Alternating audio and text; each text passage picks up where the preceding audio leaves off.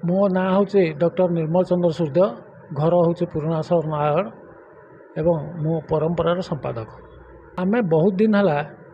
ओडिशा साहित्य एकाडेमी को अनुरोध करूँ नयागढ़ गोटे साहित्य सभा करने कारण से माने ओडिशा सारा सबु जिले में प्राय कर आम जिलाटा को अणदेखा करते आमर अनुरोध क्रमे से आज एक दिवसीय आलोचना चक्र एवं कविता पाठोत्सव कार्यक्रम करथिले। सेथिपाई साहित्य एकाडेमी को बहुत बहुत धन्यवाद जनावछि एवं आमर एठारे आज उपस्थित थिले 130 कवि कवयित्री आम जिलार विभिन्न अंचल आसते जिला बाहर बोलगढ़ आसते खोर्धारू आसते जटनी आसते सबुआड़ू कवि होकर प्राय 130 कवि कवयित्री जोगदे एवं प्रथम पर्यायर 2टा पर्यंत आमर आलोचना चक्र होता। डॉक्टर गणेश्वर मिश्र, डॉक्टर निशामणि स्वाई, डॉक्टर बैरागी पट्टनायक, डॉक्टर प्रेमानंद महापात्र एवं संजय कुमार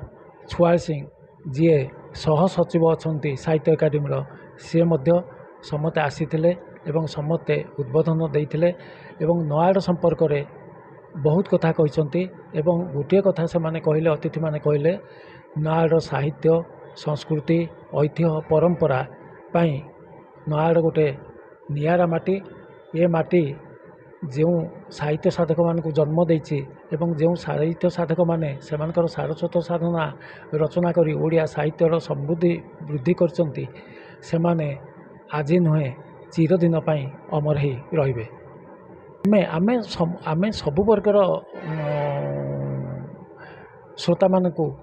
पाठक मान को आमंत्रण करूँ। नयागढ़ कॉलेज रे आमर जने बिंदुलता स्वर्ण बोली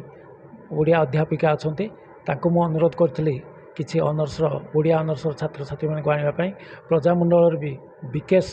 सार जड़े अच्छा भी अनुरोध करी सी किसी पिला धरिकी आसवाई कहीं यही सबू जगार किसी पिला जदि रे से जानीपारे एमती सब कार्यक्रम होमें भविष्य में योगदान करूँ तेणु निश्चिंत भाव में प्रेरणा दब एवं तो यही जो पिला माने आसते से माने प्रथम जापार नथिले जे कविता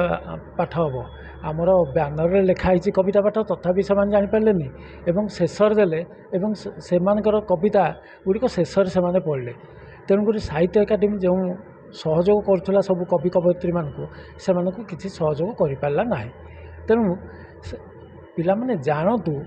कौन कार्यक्रम होची एवं किभली भाव में अन्य कवि माने जो मैंने वयोज्येष्ठ कवि मैंने अच्छा से केमिति कविता लिखुंट आम के जो कविता लिखुचु से कौन